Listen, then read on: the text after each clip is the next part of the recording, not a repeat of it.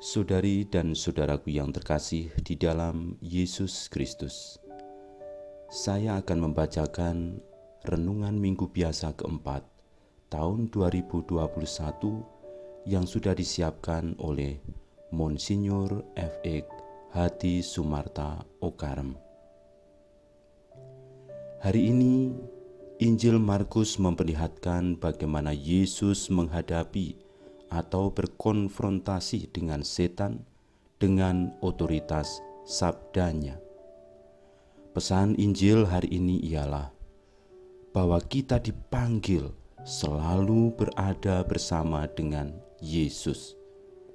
Dan bersama dengan Yesus, kita melaksanakan tugas kenabian kita kepada masyarakat dalam hidup kita sehari-hari, dimanapun, kapanpun, bagaimanapun, masing-masing sesuai dengan kedudukan dan tugasnya. Markus pada Injilnya bercerita bagaimana Yesus berbicara sebagai orang yang berkuasa, atau ia berbicara dengan otoritas. Dan dengan kuasa atau otoritasnya itu, ia mengusir setan sebagai lambang segala macam kejahatan.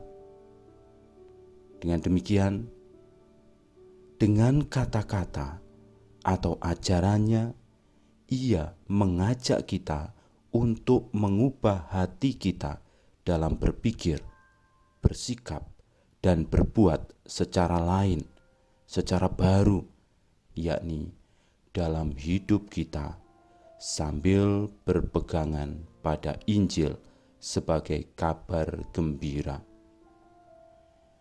Seperti kita dengar dalam bacaan pertama dari Ulangan bab 18 ayat 15 sampai dengan 20, maupun dalam Injil Markus bab 1 ayat 21 sampai dengan 28. Kita berhadapan dengan otoritas orang-orang yang menyampaikan sabda Allah. Para nabi berbicara dengan benar dan otentik, sebab Allah menempatkan sabdanya dalam mulut para nabinya itu. Dalam bacaan pertama, Musa mengatakan bahwa Allah akan membangkitkan seorang nabi yang akan menyampaikan firman Allah. Nabi itu adalah Yesus dari Nazaret, yang di Kapernaum berbicara dan menyampaikan ajarannya dengan otoritas. Yesus berbicara dengan otoritas karena ia adalah sabda Allah yang hidup. Kita sebagai murid-muridnya telah dibaptis sehingga menjadi saksi-saksinya bahwa Yesus adalah sabda Allah yang hidup.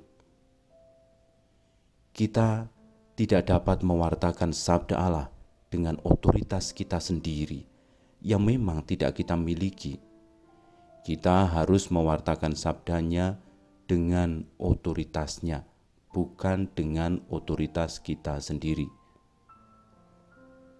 Sebagai anggota gereja, atas dasar sakramen baptis dan sakramen krisma atau penguatan, kita mempunyai peran sebagai nabi atau tugas kenabian.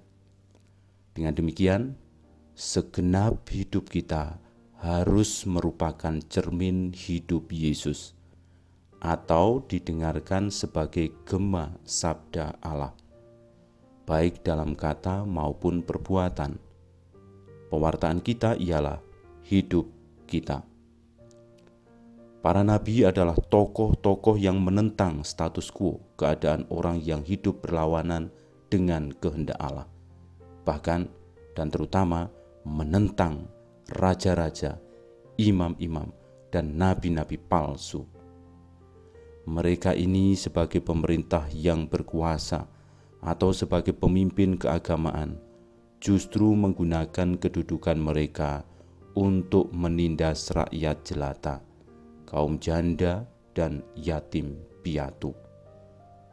Maka Yesus melakukan tugas kenabian ini dalam situasi masyarakat di mana ia hidup. Orang-orang kecil di dalam masyarakat di mana Yesus hidup itu merupakan korban orang-orang, kelompok, atau institusi yang hidup dan berbuat dengan kekuatan yang jahat, setan, roh jahat, dan telah mengubah sikap dan semangat hidup mereka yang total bertentangan dengan kehendak Allah. Egoisme dalam segala bentuk. Nah, itulah yang dipupuk dan diperkuat dan digunakan oleh roh jahat atau setan.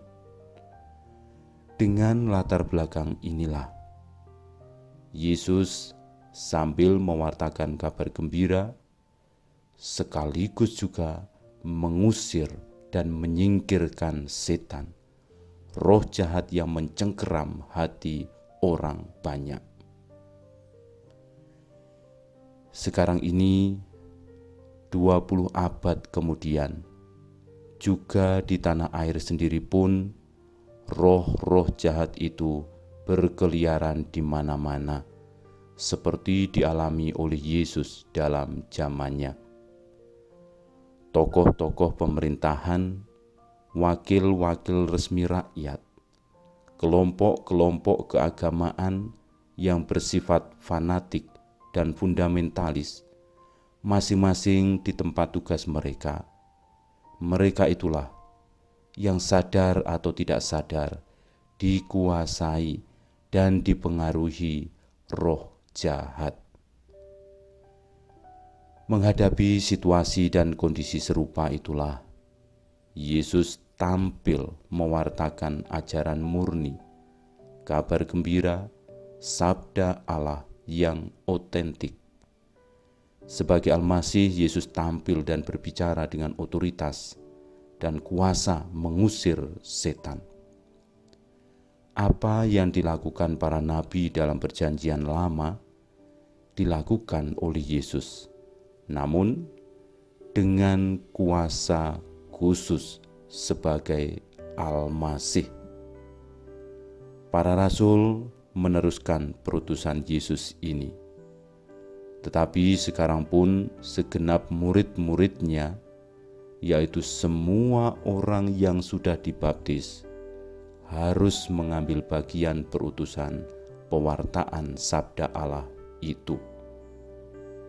Kita umat Kristiani, bila ingin menjadi orang Kristiani sejati, harus mau dan bersedia ikut mewartakan sabda Allah atau Injil yang otentik, bukan karangan atau pendapat pribadi, dan ikut mengusir roh jahat dengan doa yang sungguh-sungguh dan mendalam, dan disertai kesaksian hidup Kristiani sehari-hari yang otentik. Artinya, dengan berpegangan pada iman Kristiani dalam hidup sehari-hari, kita harus ada kesatuan atau kesamaan antara pikiran, sikap, dan perbuatan sebagai orang Katolik yang sejati.